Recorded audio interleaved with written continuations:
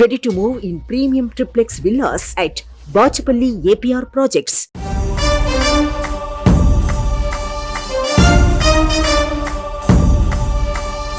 Bharatiya Janata party Vizianagaram ఎంపీగా గేదెల శ్రీనుబాబును దాదాపు ఖరారు చేసింది బీజేపీ. ఉత్తరాంధ్రలో ఎక్కువ సంఖ్యలో ఉన్న తూర్పు కాపుల సామాజిక వర్గానికి చెందిన శ్రీనుబాబు ఎంపికపై పాజిటివ్ సంకేతాలు వస్తున్నాయి. టీడీపీ జనసేనతో కలిసి పొత్తుగా వెళుతున్న కమలం పార్టీ ఉత్తరాంధ్రలో అభ్యర్థి ఎంపికపై కొంతకాలంగా ఉత్కంఠ నెలకొంది.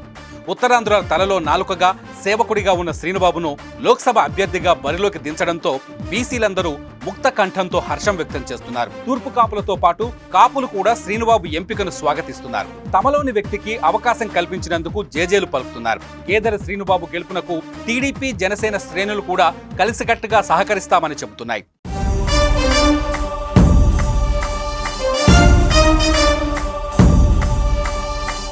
సమాజ సేవకుడిగా ఎంతో మందికి ఉపాధి అవకాశాలు కల్పించిన శ్రీనుబాబు వచ్చే సార్వత్రిక ఎన్నికల్లో విజయ దుందుబి మోగించడం ఖాయమంటున్నారు అనలిస్టులు. దేశమంతా మూడోసారి ఎన్డీఏ ప్రభుత్వానికి పట్టం కట్టడానికి సిద్ధంగా ఉంది. ఏపీలోనూ ప్రధాని మోదీ సారథ్యాన్ని స్వాగతిస్తున్నారు. ఫాలోవర్స్ అంతకంతకు పెరుగుతున్నారు. గొప్ప వ్యక్తిత్వం ఉన్న నేతలను బీజేపీ ఎంచుకుంటూ పాలనలో ప్రత్యేకతను చాటుకుంటుంది. నిస్వార్థంగా పనిచేసే నేతకు పట్టం కడుతుంది బీజేపీ. ఎంపీగా ఉన్న యోగి ఆదిత్యనాథ్ లాంటి వారిని ఏకంగా ఉత్తరప్రదేశ్ రాష్ట్రానికి సీఎంగా చేసింది కమలం పార్టీ.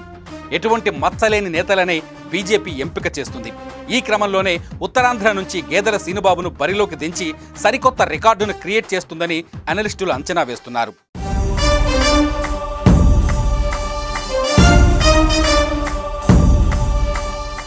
సుమన్ టీవీలో మీ పర్సనల్ అండ్ బిజినెస్ ప్రమోషన్స్ కోసం కింది నెంబర్కి కాంటాక్ట్ చేయండి.